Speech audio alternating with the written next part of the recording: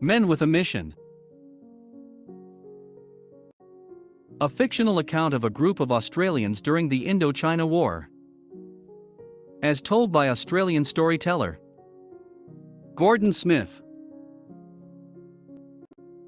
With the introduction of conscription in the 1960s, it was realized that Australia's defence forces would now have access to a wider pool of talented men, other than those that normally volunteer for service.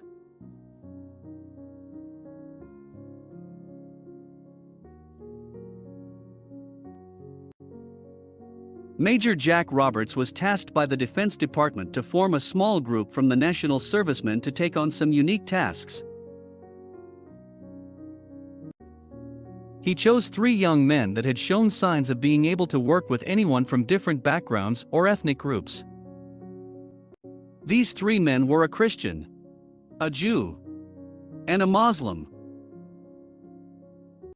After being whisked away from their regiment, as it sailed for Vietnam, they were taken to an isolated island and underwent their unique training.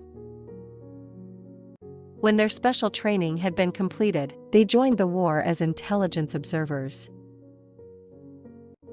It did not take them long to discover that some of its allies were not being as ethical as they should be.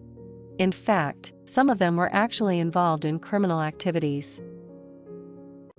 Because the Australian government wanted to be sure that no Australians were involved, they immediately directed the group to seek out corruption, criminal activity and human rights violations from all sources, including Allied forces.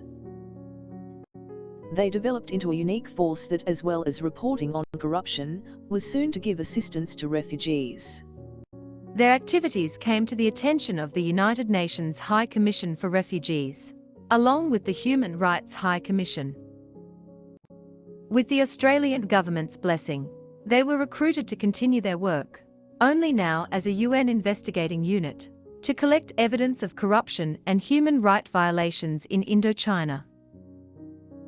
Along the way, their group expanded, and although the original 3 were only conscripted for 2 years, they were together until the late 70s. Although not a war story, Men with a Mission shows the tragedies that come out of war, balanced by the loves and hopes of the future.